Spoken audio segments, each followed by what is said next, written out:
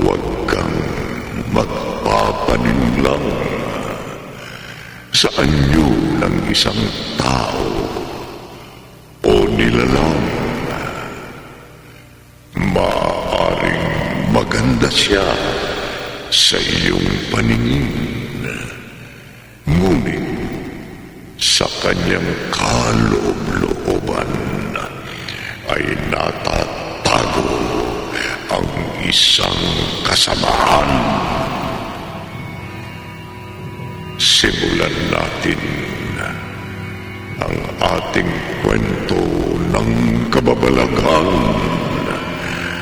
na ating pamamagatang Alindog ni Miss Jackson. Sa isa na namang gabi ng lagi.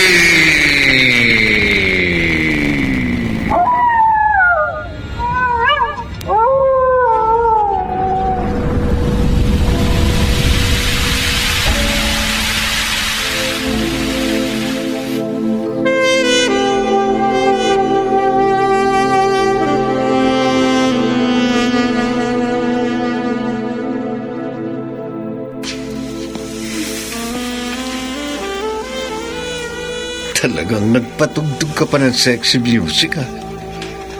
Bakit? Para hindi marinig ang mga halinghing natin, mamaya? Tara na, magubad ka na. Sabik na ako. Oh, wow. Ang sexy ng katawan mo, babe. Ang lulusog ng...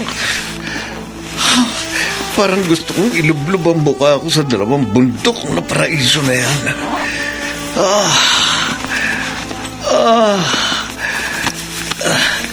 Nagubad ka na. Oh, ang sariwa. Ang sarap. Teka, maghuhubad na ako. Ayan. Nakahubad na ako. Babe, maligayahin mo na ako. Sige, halikan mo pa ako sa liig. Sa dibdib naman. Sige pa. Nakakabaliw ka, babe. Yung abs ko naman ang halikan mo. Ayan. Ang likot ng dila mo. Napapatirik ang mga mata ko. Babe. Diretso mo na dyan sa baba. Yan. Nakikita ko na ang langit. Babe.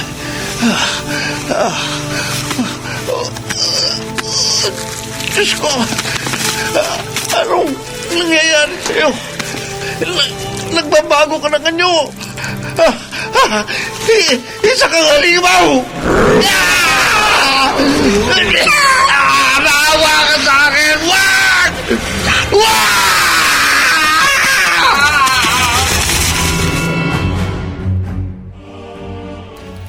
Cotton, tinimpla kita ng kape. Eto, Salamat po, ma. Ay nga po pala, ma. Masarap tong champorado na niluto nyo. Sinamahan nyo pa ng tuyo. Abay, sige lang, anak. Kumain ka lang dyan. Kailangan may laman ng sikmura mo bago ka pumasok sa unang araw ng klase. Opo, ma. Siya nga pala. May nakita kong mga love letter sa bag mo. Abay, nang basahin ko, akala ko ikaw ang sumulat. Yung pala, galing sa mga kaklase mong babae. Ano yun? Sila pa yung nanliligaw sa'yo? Siguro po. Ibang klase, ah. Ay, kung sa bagay, hindi ko sila masisisi. Bah, ang gwapo at artistahin yata ng anak ko. Pero, Cotton, kahit na marami nanliligaw sa'yo, wala kang sasagutin ni isa, ha? Opo, ma. Talagang wala po akong planong magkaroon ng girlfriend. Kasi po, nakapokus ako sa pag-aaral ko at sa pangarap kong maging isang pare balang araw. Pagpapare, pambihira ka, Cotton. Maraming opportunity ng sinasayang. Anong opportunity na sinasayang? Mas maganda nga kung magiging pare ang kapatid mo dahil mapapalapit siya sa Diyos. Ay, oo nga pala, kuya. Ang aga mo yatang gumising ngayon. Di ba mamayang hapon pa ang duty mo bilang polis? Nakatanggap ako ng message kanina. Pinag-duty ako ng umaga para imbestigahan yung bangkay ng isang lalaki na natagpuan sa isang motel sa Quezon City. Be, usong-uso yata ngayon yung mga pinapatay na lalaki. Opo, ma. From 14 years old na teenager hanggang 60 years old, yung mga binibiktima. Bali, pang 30 na po yung kaso ngayon. Ang dami na pala, kuya.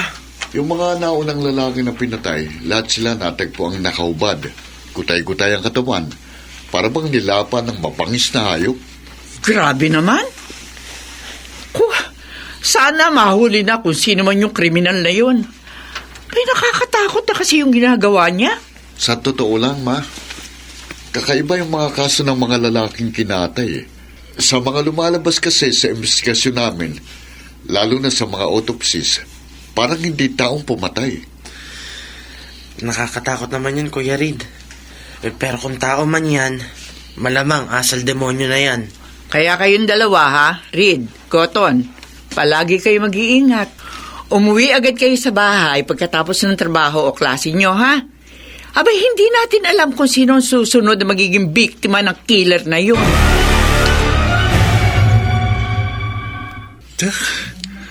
Nasaan na kaya si Cotton? Malapit na magsimula ang klase pero wala pa rin siya. Teka, matawagan nga.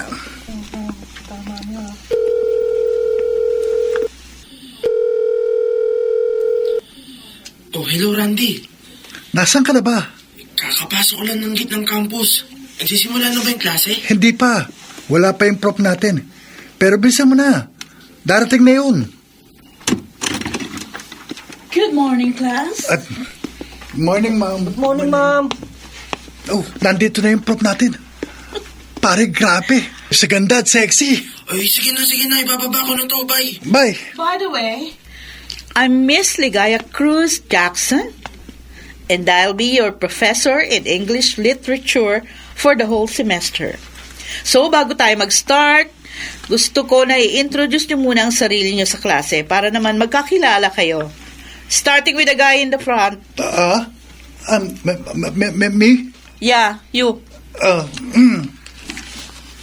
I'm Randy Blues Guerra, 18, from Quezon City. I'm taking up AB Philosophy. So, what are your interests or hobbies? I'm interested in astronomy and aliens.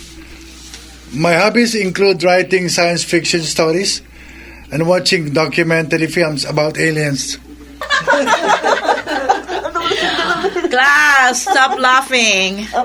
So, you believe that aliens exist, Mr. Esguerra? Interesting. Good morning, ma'am. I'm sorry I'm late. Ma'am? It's okay. Have a seat. Thank you. Cotton, dito na umpo. I am Miss Ligaya Mendoza Jackson, your professor in English Literature. And since you're late, introduce mo sarili mo sa klase. Hi, I'm Cotton J. Tesoro Evans, half American, half Filipino, from Project 7, Quezon City. And I'm taking up AB Philosophy, and I dream to become a priest someday. Cotton.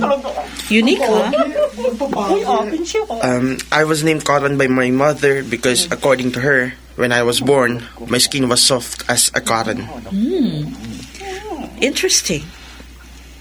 Nice to meet you, Cotton. I really like you. Same to you, Miss Jackson.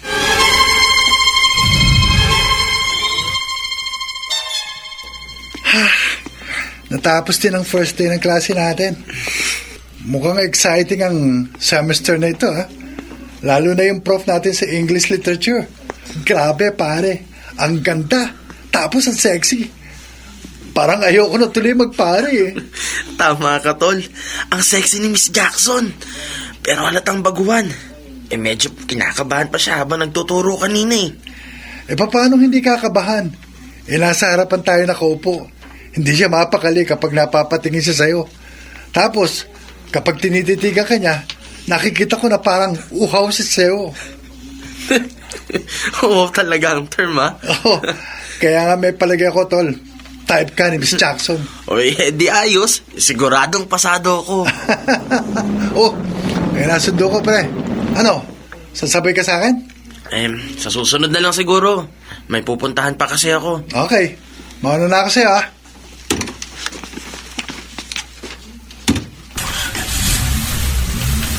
Hi, Cotton. Miss Jackson? Ginulat niyo naman po ako. Pasensya ka na. Hindi ko naman sinasadya. Kanina pa po kayo sa likod ko? Yup.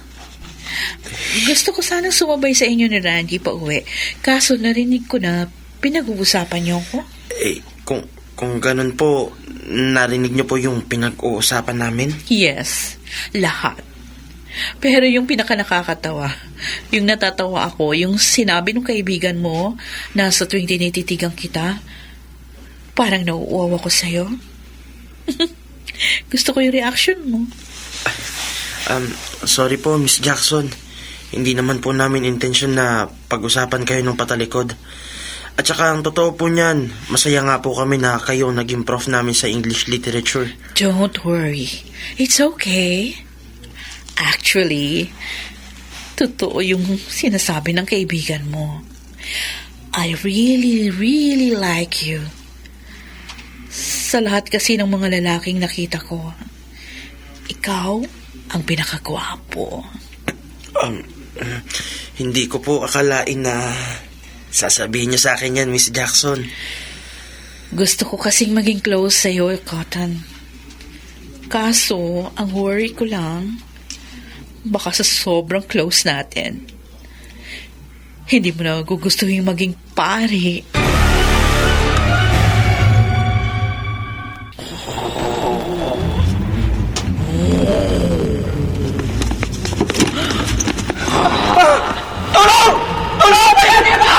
Gusto niya akong patayin!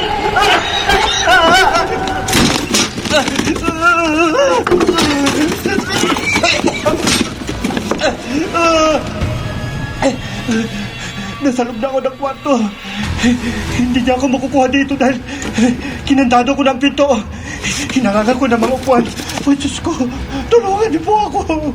Pangako, hindi na ako makakaliwa sa asawa ko. Hindi na ako magiging babaero. Iligtas niyo lang po ako sa limaw na gustong pumatay sa akin.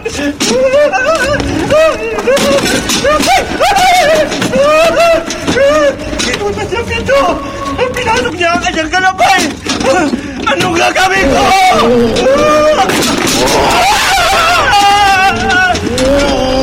Pakiusap! Huwag mo akong papatayin! May tatlo akong anak! Kailangan nila ako! Huwag ka nalapit sa akin!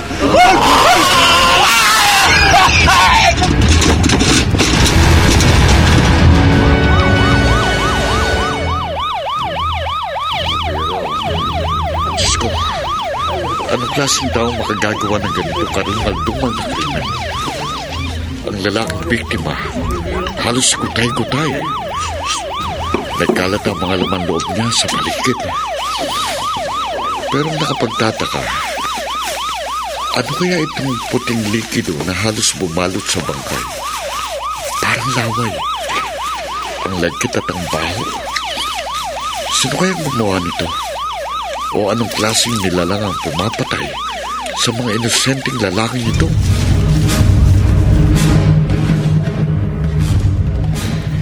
Talaga, Cotton?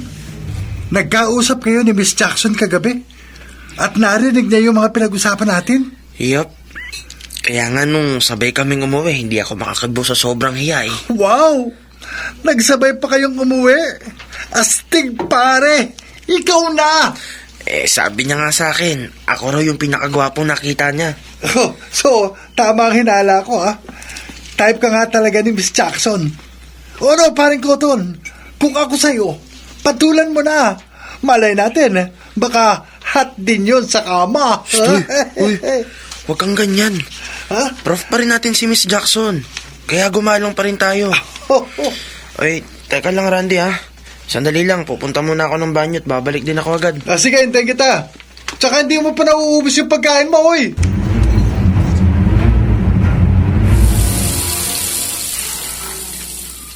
Cotton? Miss Jackson?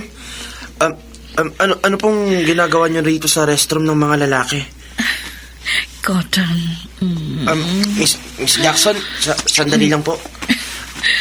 Bakit? Hindi ka ba naaakit sa kagandahan at alindog ko? Miss Jackson, kasi po, prof po namin kayo eh. At saka, bakit niyo po ginagawa sa akin to? Gusto kita. Pasensya ka na, pero ako yung tipo ng babae na pag ginusto ko ang isang lalaki, hindi na ako magpapaligoy-ligoy pa, Cotton. Pero Miss Jackson, Ano ba? Tapatin mo nga ako. Bakla ka ba? Hindi po ako bakla, Miss Jackson. Magpapari po kasi ako. Kalimutan mo na yung pagpapari. Pumayag ka lang sa gusto ko. Ibibigay ko sa iyo ang sarap na hindi mo makakalimutan. I'm sorry po, Miss Jackson. Aalis na po ako. Cotton! Cotton!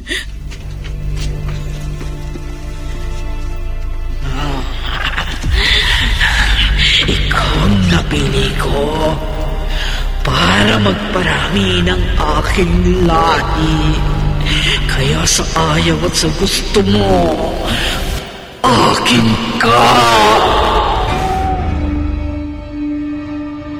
Uy, Cotton! Andito pa ba sa earth ang utak mo? Bakit, Randy? Wow, pare. Kanina pa ako nagsasalita. Pero ikaw, kanina pa dyan nakatulala. May problema ba? Randy, pwede mo ba akong samahan mamaya sa registrar? Bala ko sanang i-drop yung English literature. Ano? Bakit mo naman i-drop yung English literature subject natin? Ayaw mo ba sa sexy prop natin? Tama si Randy. Ayaw mo ba sa akin, Cotton? Ma'am? Miss Jackson? Sorry kung naghulat ko kayo. So, bala ko palang i-drop yung subject ko. Manghihinayang ako kapag ginawa mo yun. Sorry po, Miss Jackson, pero kailangan ko pong i-drop ang subject ninyo. Kasi po, nagko-conflict sa schedule ko eh. Ganun ba? Sayang naman. Anyway, hindi man kita maging estudyante ngayon. Siguro next semester. Or pwede na lang tayong maging magkaibigan? Oo naman po. Pwede po tayong maging magkaibigan.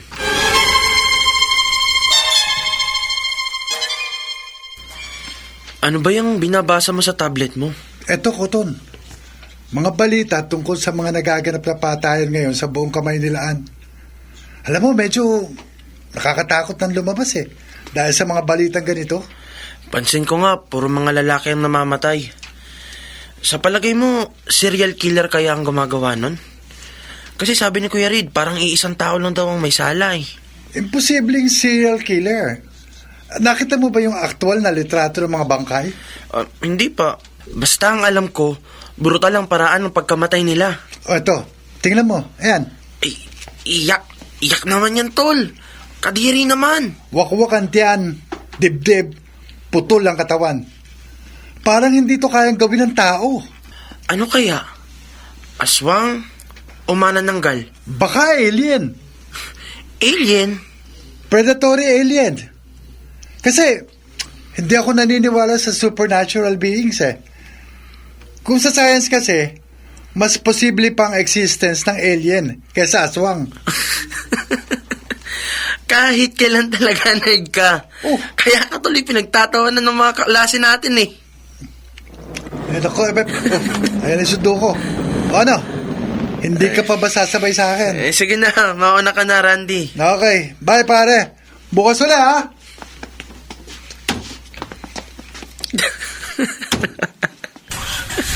Aswang? Manananggal. Aliens? Kalokohan. Sigurado akong serial killer yung gumawa ng karumal-dumal na pagpatay sa mga lalaking yun. Teka, saan galing yun?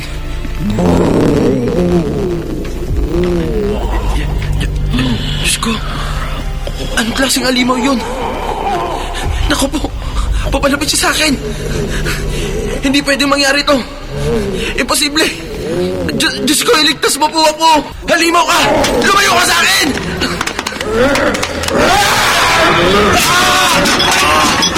Ang buong katawan ko! Aray! Lumayo ka sa akin! Lumayo ka sa akin! Halimaw ka! Wag! Wag! Wag!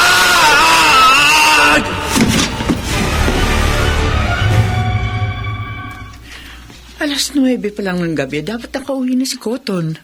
Pero umaga na, hindi pa rin siya umuwi. Reed, Ma, nag-aalala na ako sa kapatid mo. tinawagan niyo na ba siya? Ilang beses ko na siyang tinawagan pero hindi niya sinasagot yung cellphone niya. Naku, Reed, baka may nangyari masama kay Cotton. Huwag po kayong mag-isip ng ganyan. Teka, yung kaibigan niyo si Randy, natawagan niyo na ba? Hindi pa, tsaka wala siyang number sa akin. Ako po meron, sandali ha. Tatawagan ko lang.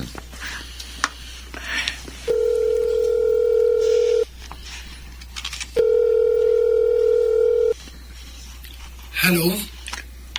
Randy, kuya ito ni Cotton. Kuya Red, napatawag ko kayo. Itatanong ko lang kung kasama mo bang kapatid ko? Kasi hindi pa siya umuwi sa bahay hanggang ngayon. Alam po, hindi ko po siya kasama ngayon. Ha? Nagkahiwalay po kami doon pa lang sa tapat ng Sunken Garden kagabi. Niyaya ko po siyang sumabay sa akin pa uwi pero ayaw niya eh. Ganun ba? O sige Randy, salamat ha. Anak, ano sabi ni Randy? Hindi niya ako kasama si Cotton. Diyos ko, Reed, anong gagawin natin? Hindi natin pwedeng pabayaan ang kapatid mo. Lalo na't marami lalaking pinapatay ngayon. Huwag kayong mag-alala. Diyos ko. Hanapin namin ang kapatid ko.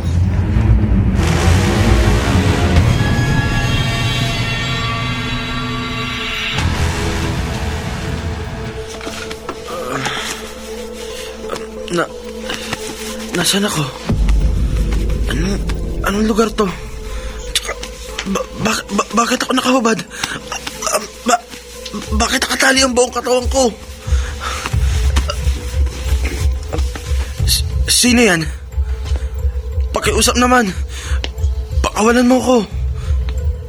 Ayoko. Miss Jackson? Ayan. Pinuksan ko na ang ilaw. Para kitang-kita mo ang alindog ko. At ano ba talagang gusto mo? At ginawa mo to sa akin? Wala naman akong kasalanan sa iyo, ha? Teka, yung halimaw na umatake sa akin, huwag mo sabihin. Ako yun. Kung ganun, Diyos ko po, huwag kang lalapit sa akin. Nagbabago ka ng anyo. Anong klaseng halimaw ka? Parang insekto. Parang alakdan ng itsura mo. Ikaw ang napili ko para gamitin at magpatuloy ang aking lahi. Anong ibig mo sabihin? Makikipagtalik ako sa iyo. Pagkatapos, dadalhin mo sa loob ng iyong katawan ang magiging anak natin ng 2 buwan. Pagkatapos noon, pakakawalan na kita. Yun ay kung mabubuhay ka pa. Pakawalan mo ako! Parang awa mo na! Parang awa mo na!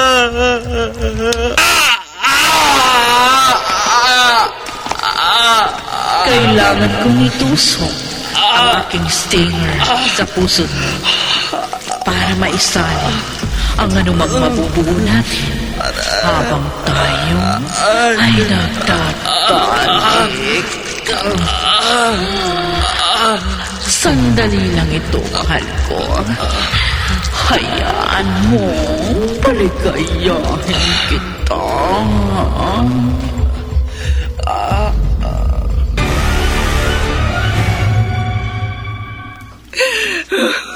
Diyos ko. Dalawang gabi nang hindi umuwi ang anak ko. Hindi naman niya dating ginagawa yun. Malakas ang kutob ko. May nangyaring masama sa anak ko. Tita Salve, kailangan niyo pong lakasan ang loob ninyo. Alam ko po, mahanap si Koto ng mga pulis. Ma, buksan niyo ito. Nahanap na po si Koto. Tita, si Kuya Reed po. Ikaw na magbukas ng pinto, Randy. Apo.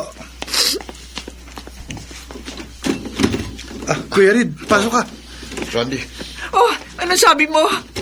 Nahanap na ng mga pulis, Cotton? Opo, ma. Natagpuan si Cotton na nakahandusay at walang saplot. Malapit sa sunflower pot ng university. Puro pasat, sugat din ang buong katawan niya. Dinala kagad siya sa ospital pagkatapos i-report sa mga pulis. Puntahan natin ang kapatid mo sa ospital, Red. Gusto ko makita ang kalagayan niya.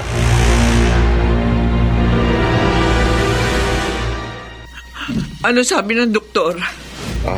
Saan ang galing ang mga sugat ni Cotton? Baka raw ho, binugbog o tinorture si Cotton.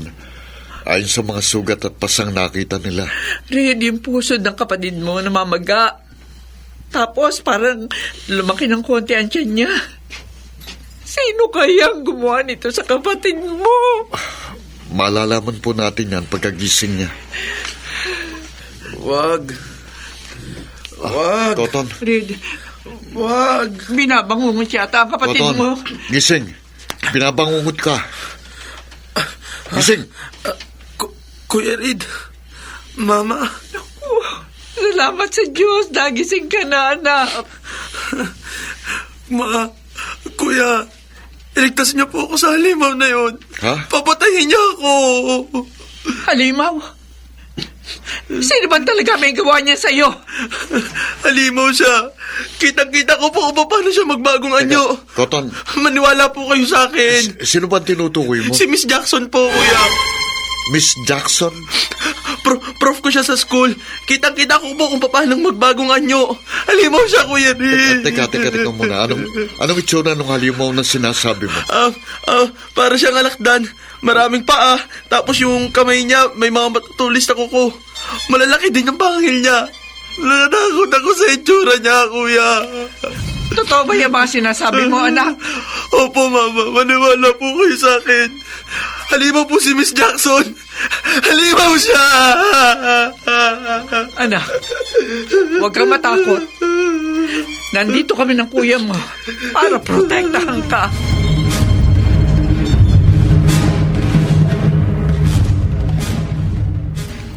Miss Ligaya Jackson? Yes? How can I help you? I am Police Lieutenant Reed Evans. Kapatid ako ni Cotton. Nasabi niya sa akin na kayo raw ang professor niya sa isang subject. Oh, yes. Ako nga ang professor niya sa English Literature. Anyway, kumusta ng kapatid mo? Hindi siya pumasok sa klase ko kanina. Nasa ospital siya. Nagpapagaling sa mga natamo niyang sugat ng mga nakarang araw.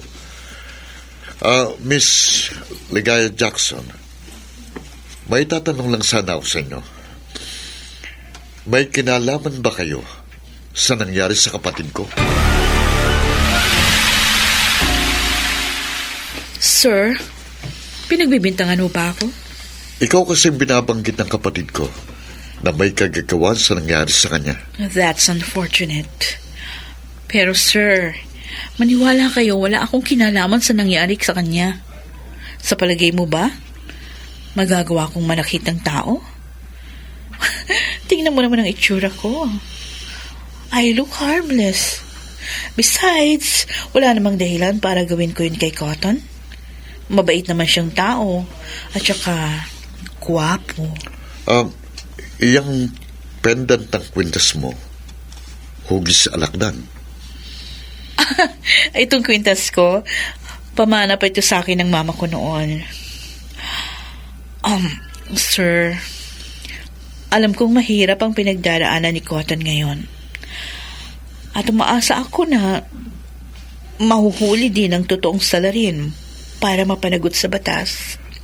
Pasensya ka na kung napagdudahan pa kita, Miss Jackson. It's okay, Police Lieutenant Evans. Pakisabi sa kapatid mo na isasama ko siya sa aking mga dasal para sa agaran niyang paggaling. Hihintayin ko siya sa aking klase. Ma, ayoko pa lumabas. Natatakot po ako. Anak, walang dahilan para matakot ka. Kasama mo ko. Ipagtatanggol kita. Wala po kayong laban sa halimaw na gustong pumatay sa akin. Anak, ano ba yung sinasabi mo? Ma! Cotton, uuwi na tayo sa bahay, ha? Kaya huwag ka na matakot. Safe ka doon. Halika na, halika na. Lumabas na tayo. Ay! Ay! Oh! I'm sorry. Ayos lang. Ma! Kumikirot ang pusod ko. Ha? Cotton! Masakit! Kumikirot ka mo pusod mo? Umuwi na tayo, Ma.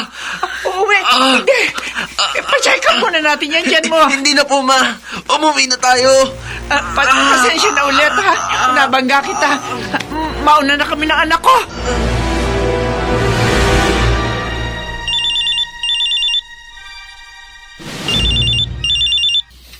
Hello, Reed.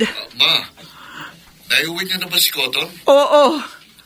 Kaso, anak, nag-aalala pa rin ako sa nararamdaman ng kapatid mo eh. Kanina habang pauwi, sumakit ang tiyan niya. Tapos pag uwi namin, dumiretso agad siya sa kwarto, nagtalukbong. Takot na takot. Reed, ano bang gagawin natin? Nangangamba na ako sa mga nararamdaman at kinikilos niya. Di bale, Ma, bukas na bukas din. Dadali natin siya sa kilala kong psychiatrist, si Dr. Mijares. Baka sakaling matulungan niya si Cotton. Ano na pala ang balita sa investigasyon niyo? Kailan ba mahuhuli yung salari na nanakit kay Cotton? Nag-iimbestiga pa rin po kami, Ma. Yung sinasabi ni Cotton na si Miss Jackson na nanakit daw sa kanya, mahinang ebidensya eh. Bukod sa hindi tatanggapin ng kota yung sinasabing nagpalit ng anyo si Miss Jackson at naging halimaw bago umatake sa kanya. Ma, hindi sa sinisiraan ko si Cotton, pero baka naman gumagamit siya ng illegal drugs. Hindi! Hindi magagawa ni Cotton yun. Kilala ko ang kapatid mo. Mabait siya at kahit kailan hindi sasagi sa isipan niyang gumamit ng drugs. Ipapadrug test pa rin po natin siya para sigurado. Reed, sandali. Ang kapatid mo duduwal. Lalapitan ko lang. Sige po, Ma. Mamaya tatawag na lang ako ulit. Anak, ano nangyayari sa'yo at dumuduwal ka? Ma, nahihilo po ako. Tsaka, sumasakit po ang tiyan ko. Baka naman dahil yan sa kinain mo. Hindi po, Ma. Teka, para lumalaki yata ang tiyan mo, ha? Sandali. Kumusta na yung pusod mo?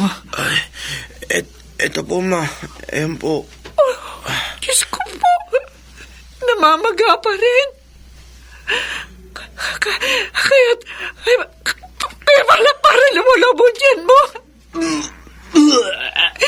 Gusto mo ba ipa-check up natin yung dyan mo sa doktor? Ha? Huwag na po, Ma. Kaya ko po to. Tsaka, ayoko po lumabas ng bahay. Koto. Ma, wag niyo po akong iyakan. Paano hindi ako iiyak? Tingnan mo yung sarili mo. Nararamdaman ko na hirapan ka sa kalagayan mo. Kung ayaw mo ako makita umiyak, pakiusap. Magpakatatag ka, anak.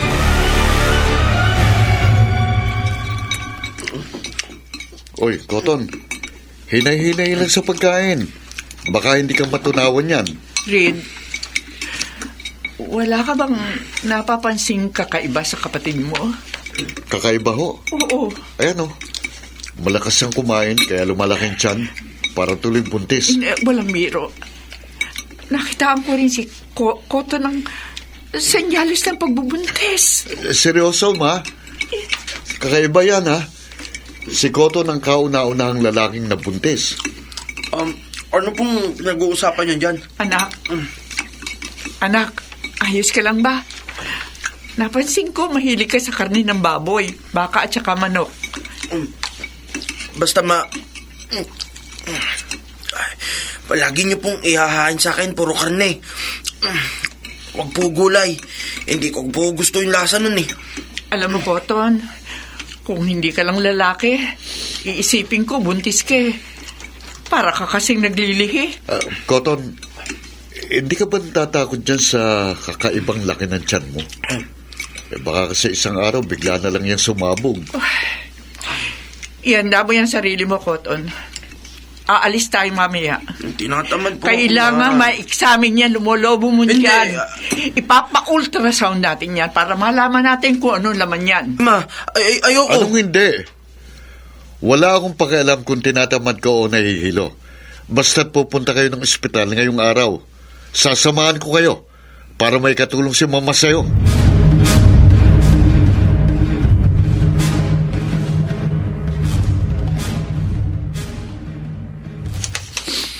Red, ikaw na muna sumama kay Koton habang inu-ultrasoundan siyan, ha? Bibili kasi ako ng gamot sa butika. Magbabayad na rin ako ng bill. Sige po, ma. Cotton, tara. Pumasok na tayo sa loob.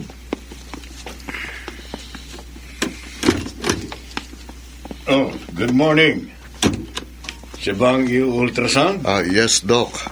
Gusto naming malaman kung ano yung nasa loob ng tiyan ng kapatid ko. Kung taba lang ba yan o tumor na. Oh, sige. Simulan na natin. Liga ka dito, iyo. Kailan pa lumaki ang tiyan ng kapatid mo?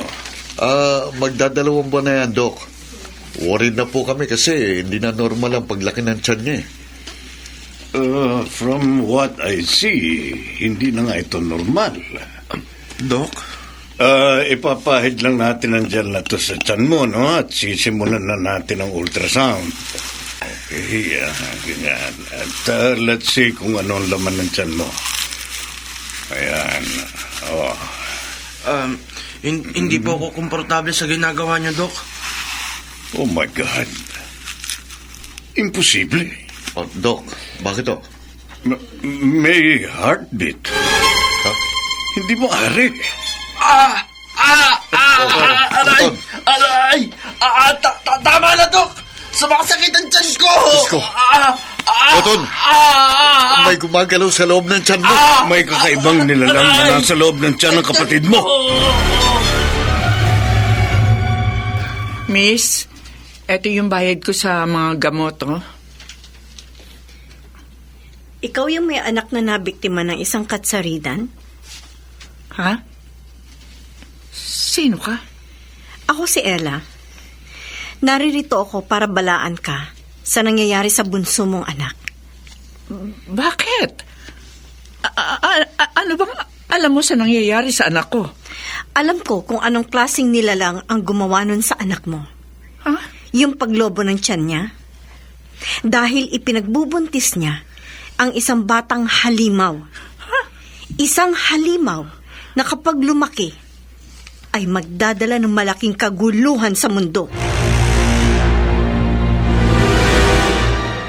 Sabi ng tama na eh! Cotton! Ano ba nangyayari sa'yo? Bitiwan mo ko, Kuya Rick! Halika! Sandali! Balik ko! Cotton! Cotton! Bumalik ka dito! Cotton!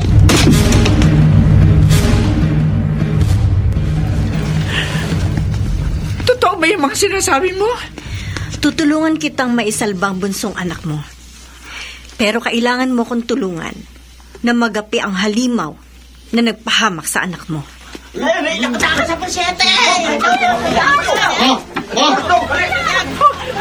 kaguluhan yun? Oh, Diyos ko pa! Habulin ko lang po! Oh, sige! Teka! Sandali, sasama! Huwag, Ama! Ako nang bahalang umabot sa kapatid ko.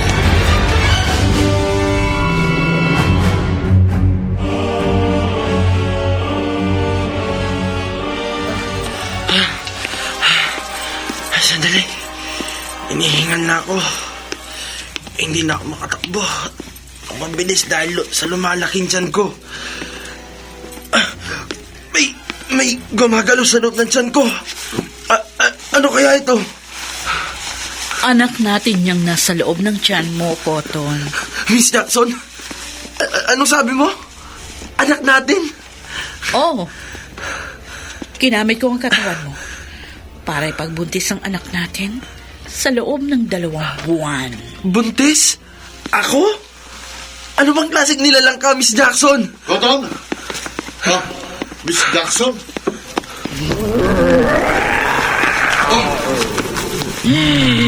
Isa akong katsaridan. Sko! Isang halimaw na malaalakdak! Cotton! Tumayo ka! Natukuti ka niya! Kuya! Cotton! Tulong! Tulungan mo ako, kuya! Cotton! Ibalik mo ang kapatid ko! Oh! Halimaw ka! Ibalik mo ang kapatid ko! Cotton! Ano na kaya nangyari sa anak ko?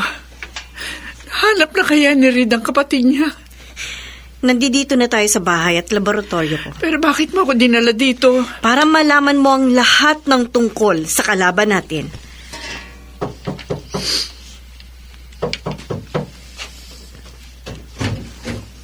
Tita Ella, mabuti dumating na kayo. At Tito Salve! Randy! Pamangkin ko si Randy. Nasabi niya sa akin na 3 sa mga ka-schoolmates niya ang biglang nawala. At yung anak mong si Cotton ay bigla nang hindi na pumasok ng eskwelahan. Nagduda na ako, baka nabiktima sila ng mga katsaridan. Ano ba yung katsarida na yan? Halika, pasok tayo. Ipaliliwanag ko sa iyo ang lahat-lahat. Oh, malaki pala ang laboratorio mo sa loob ng bahay. Kung hindi mo mamasamain, ano bang specialization mo? Isa akong astrobiologist. Nag-aaral tungkol sa mga buhay sa labas ng planeta natin. Matanong ko, ano ba yung katsaridan? Sila ay mula sa isang planeta na kung tawagin nila ay Katsarida, na matatagpuan sa constellation ng Orion's Belt. Mga nilalang na may hahalin tulad ang itsura sa isang alakdan na may ulo ng isang taong may matatalim na ngipin. Ito, ipakikita ko sa iyo ang actual na litrato ng alien na ito. Ito. Oh, nakakatakot. Kung ganon, itong umatake sa anak ko. Oo, tama ka. At tanging mga babae lamang ang katsaridan. Nagsusurvive ang kanilang lahi sa pamamagitan ng pagkain ng karne at pag-inom ng dugo ng isang lalaki, mapatao man o extraterrestrial. Grabe! Ginagamit din nila ang katawan ng kanilang lalaking biktima para magparami ng kanilang lahi. Pagkatapos nilang makipagtalik sa lalaking biktima, isasaksak ng isang katsaridan ang kanyang stinger sa pusod ng biktima. At doon, ipapasok ang kanilang itlog sa loob ng tiyan. Ipagbubuntis ng lalaki ang isang katsaridan sa loob ng 2 buwan. Kung ganon, isang katsaridan ang nasa loob ng tiyan ni Cotton. Oh, Diyos ko po. Totoo pala yung mga alien. Ang pagpatay sa mga lalaki, kamakailan, kagagawa ng isang katsaridan. Pero bakit puro mga lalaki lang inaatake nila? Dahil isa sa nagpapalakas sa isang katsaridan ay ang androgen, isang uri ng hormone na madaling makita sa mga lalaki. Paano mong nalaman ng lahat ng ito? Dahil ang asawa ko ay pinatay, habang ang anak kong lalaki ay nabuntis ng isang katsaridan. Mayroon akong tanong. Paano bang ang anak ang isang lalaki na nagdadalang halimaw? Sa pusod lumalabas ang batang katsaridan. At kapag nangyari yon, mamamatay na ang lalaking nagdadalang halimaw. Kung patay na lang yung halimaw sa loob ng tiyan ng anak ko. Mamamatay din ang anak mo pag ginawa mo yan. Panginoon ko. Kung ganoon, hindi ko na pala maililigtas ang anak ko. Salve, may misyon tayong dapat gawin. Patayin ang katsaridan para matigil na ang madugong pagpatay sa mga kalalakihan sa lugar natin. Hindi mo man mailigtas ang bunso mo. Pero tandaan mo, may isa ka pang anak na lalaki na pwedeng maging biktima ng katsaridan.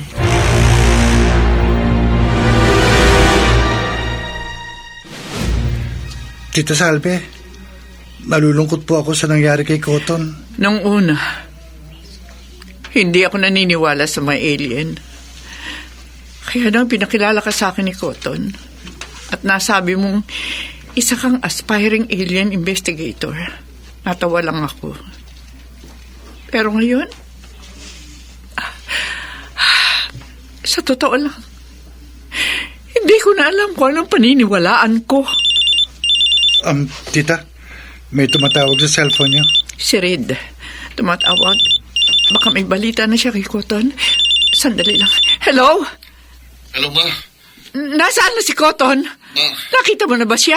totoong sinasabi ni Cotton na si Miss Jackson ang umatake sa kanya. Ma, halimaw si Miss Jackson. Si Miss Jackson? Ang alakdang halimaw? Opo, at kinidnap niya ngayon si Cotton. Ano?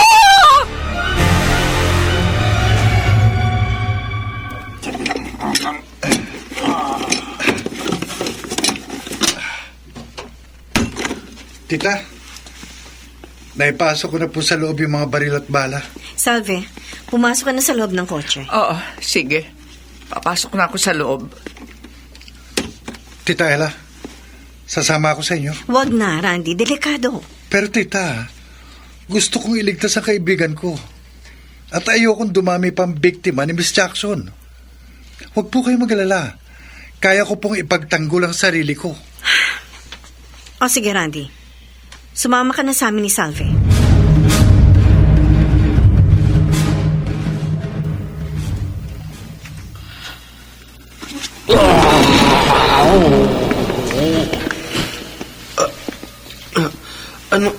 Anong lugar to? Saan mo ko dinala?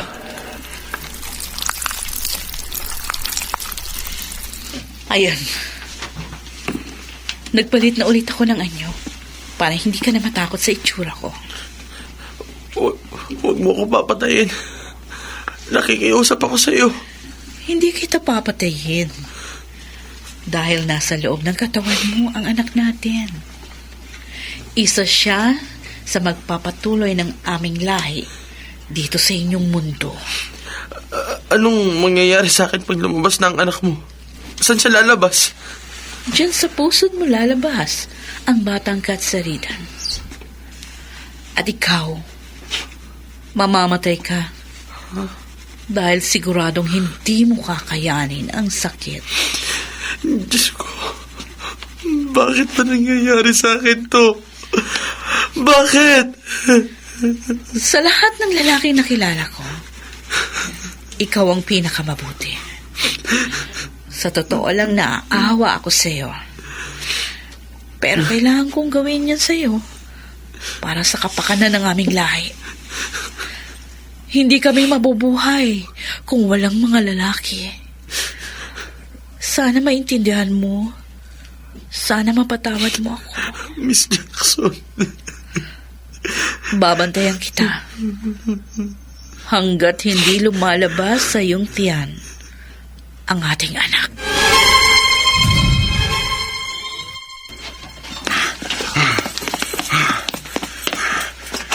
Ang bilis ng halimaw. Hindi ko na naabutan.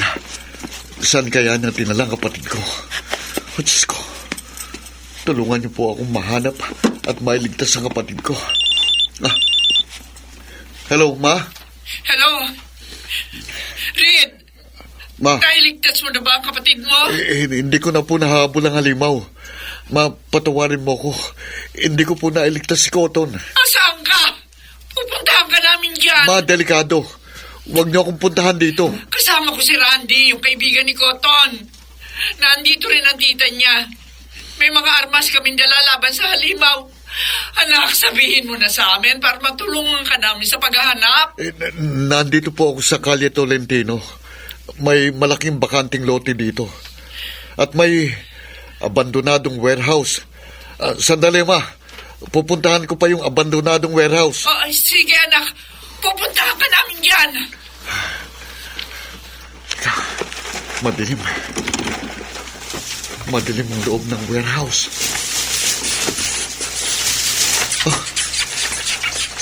Ang daming daga sa paligid. Halimaw ka. Ibalik mo ang kapatid ko.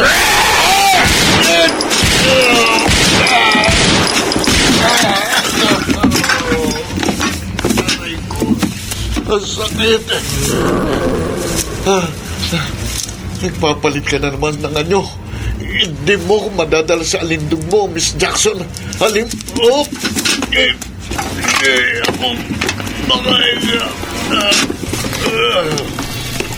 Gusto sana kitang patayin ngayon. Pero nagbago ang isip ko. Kasi katulad ka ng kapatid ko. Kahali-hali na ang amoy mo. Bitiwan mo. Ano ba? Hindi mo ko kaya. Kaya dahil mas malakas ako kesa sa'yo. Reed ang pangalan mo, di ba? Mukhang masarap ka. Tulad ng kapatid mo. Hindi. Anong gagawin mo sa akin? Tulad ng ginawa ko sa kapatid mo. Gagamitin kita para dumami pa ang lahi ng mga kasaridan. Wag! Wag!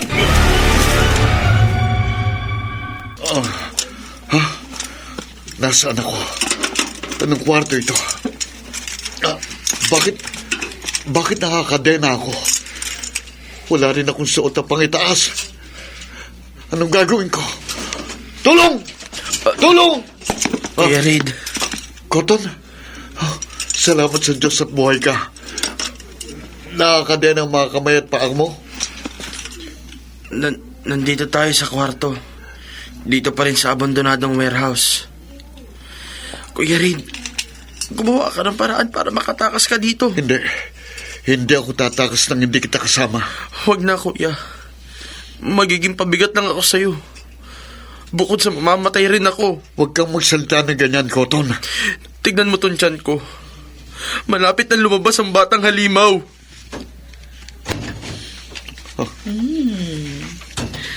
Ang sweet nyo naman magkapatid. Nakikiusap ako sa iyo, Miss Jackson. Huwag mo nang idamay si Kuya Reed dito. Pakawalan mo na siya. No. Hindi ko gagawin yan, Cotton. Dahil ang kapatid mo, gagamitin ko rin siya para magparami ng aking lahi. Huwag mo gagawin yan! Parang awa mo na! Tumahimik ka dyan! Bakit hindi mo na lang kami panoorin? Paliligayahin ko ang iyong kuya. Huwag pakiusap. Reed, Dali. takam na ako sa'yo. Ang sarap ng iyong mga labi. Sa leeg naman. Tapos sa dibdib. Tapos sa abs naman. Sandali, huwag. Huwag, Miss Jackson! Pakiusap! Huwag mong gawin yan sa kapatid ko! Gumawa ka sa kapatid. Huwag mo na akong pahirapan. Ibigay mo na sa akin ang gusto ko. Hahalikan na kita pababa sa iyong abs. Teka, magpapalit lang uli ako ng anyo. Kuya.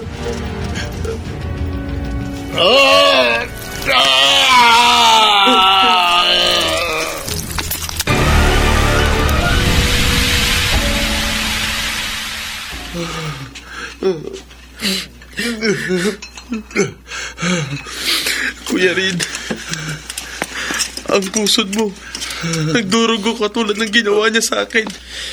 Dadalhin mo ang kanyang anak ng 2 buwan. Tapos para kang babaeng mga anak. Tapos mamamatay. Ganun ang sinabi niya sa akin noon, kuya. Kung ganon, pareho pala tayong mamamatay. O Diyos ko, bakit ba nangyari sa atin ito? Ang inaalala ko si Mama. Paano na siya kapag wala na tayo? Siguradong malulungkot siya na sobra. Oh, Cotton. Cotton, ano nangyayari sa'yo? Tiyan ko! Sumasakit! Sko! Ang tiyan ng kapatid ko, lumalaki. Sko! Anong gagawin ko? Cotton! Ano nangyayari sa kapatid ko? Lalabas na sa kanyang tiyan ang anak ko. Hindi ko na kaya! Hindi ko na kaya!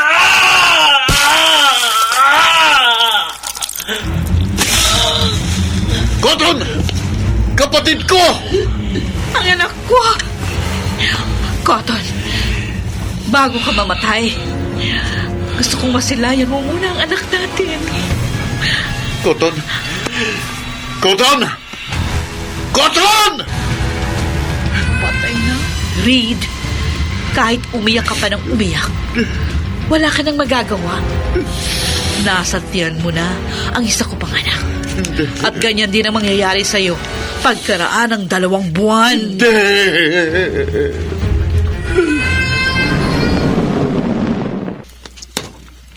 Ella, sigurado ka ba na nandito yung halimaw? Ito lang ang nag-iisang abandonadong lugar sa Kalye Tolentino.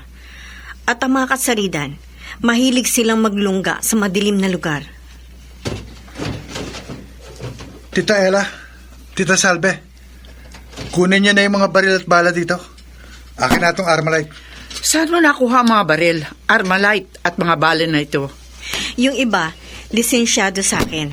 Meron din galing sa black market. Ilang taon na akong pumapatay ng katsaridan at alam ko na ang mga galaw nila. Ano, handa na ba kayong dalawa? Handa na po ako, Tita Ella. Ikaw, Salve. Handa na ako iligtas ang anak ko.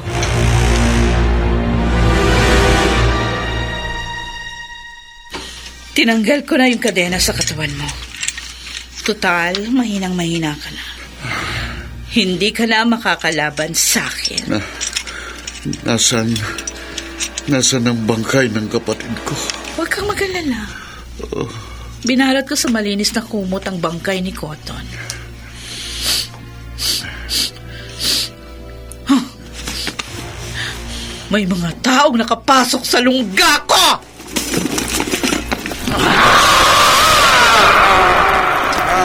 Nararamdaman kong si Mama yung tinutukoy niya. Kailangan ko silang mailigtas. Kailangan ninyo maging alerto. Baka nagmamasid ng ang halimaw. Aatake siya kapag nakita niyang hindi tayo handa. Salve, ano ginagawa mo? Tinatawagan ko ang anak ko.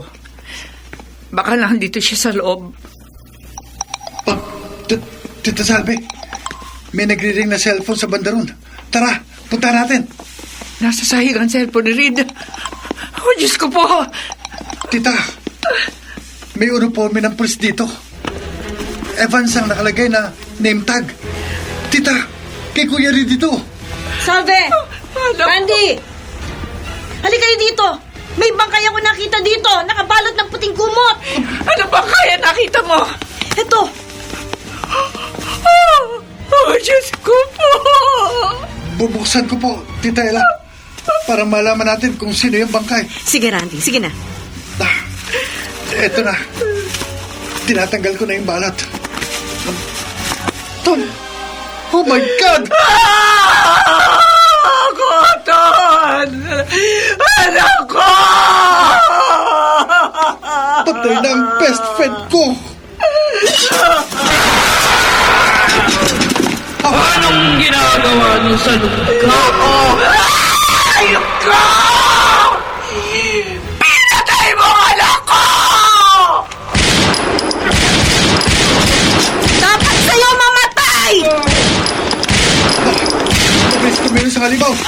Hindi siya natatamaan ng mga pala natin.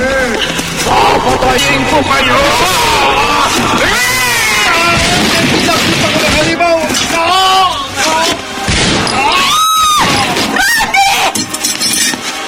Pinatay mo ang pamangkin ko! Tanggapin mo ang mga bala namin, hayop ka!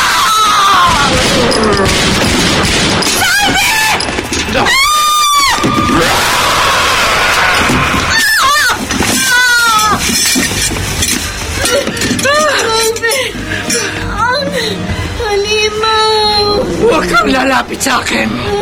Kung hindi, pasasabugin ko yung ulo mo! Hindi ako natatakot sa'yo. Nasaan na si Reed? Saan mo siya dinala? Mangyayari din sa kanya ang katulad ng ginawa ko sa kapatid niya. Nasa loob na ng tiyan ni Reed ang isa ko pang anak. Hayop ka! Demonyo ka! Papatayin kita!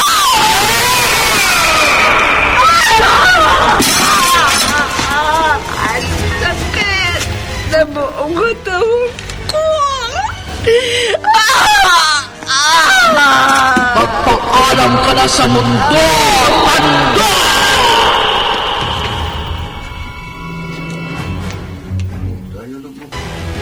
Ikaw ang magpaalam sa mundo, halimaw!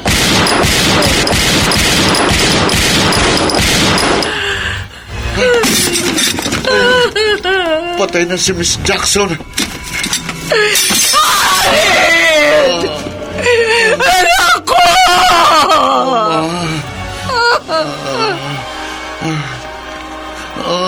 Nagdurugo ang pusod at iba bang mga sugat mo? Ma, kailangan kong mamatay para mamatay din ang halimaw na nasa loob ng tiyan ko. Dahil kapag nabuhay ito, malaking gulong mangyayari. Hindi ka mamamatay! Hindi pwede! Hindi pwede! Salve, tamang anak mo. Kailangan niyang mamatay. Hindi tanggalin na lamang natin kung ano nasa loob ng tiyan ng anak ko! Mamamatay pa rin siya, Salve. Ganyan din ang nangyari sa isa-isa kong anak. Once mapasukan sa tiyan ng isang lalaki ng itlog ng katsaritan, wala na siyang kawala kay kamatayan. Namatayan na ako ng isang anak. Hindi ko kaya kung pati si Reed mawawala. Patawarin niyo ako sa mga naging pagkukulang ko sa inyo bilang anak. Pero bago ko mamatay, tandaan niyo po, mahal na mahal ko kayo. Anak ko! Hanapin niyo yung batang halimaw na lumabas sa tiyan ni Cotton. Patayin niyo, Ma, para hindi makapag-asik ng lagim. Ma, kailangan ko nang mamatay. Hindi, Reed. Hindi! Huwag mo gagawin niya, Reed! Anak! Huwag! Anak ko! Dalawang anak ko ang sabay na inihatid sa kanilang huling hantungan. Hindi ko kailanman iniisip na mangyayari ito sa akin. Ang sakit! Nawalan ako ng dahilan para mabuhay pa. Oh, Diyos ko! Bakit ganito ang nangyari sa akin? Bakit mga ano ko pa ginawa niyo sa akin? Alin! Cotton! Patawarin niyo ako kung hindi ko kayo nagawang iligtas sa halimaw na katsarida niyan. Pero mga anak, gaganti ako. Bibigyan ko ng hustisya ang pagkamatay niyo!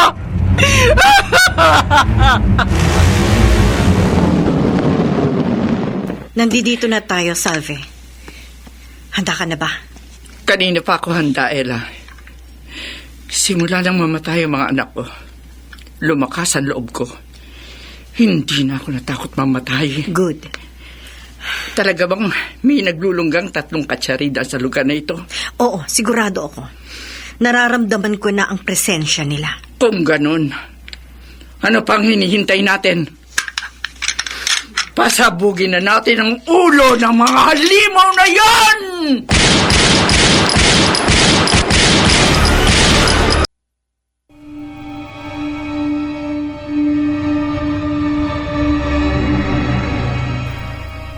Huwag tayong magpapalinlang sa panlakas na anyo ng isang tao. Dahil ang hindi natin alam, maaaring ilan sa kanila ay itinatago lamang ang kanilang mga mahalimaw na katauhan. Dito natatapos ang isa na namang kwento ng kababalaghan na ating pinamagatang Alinto ni Miss Jackson sa isa na namang gabi ng lagi.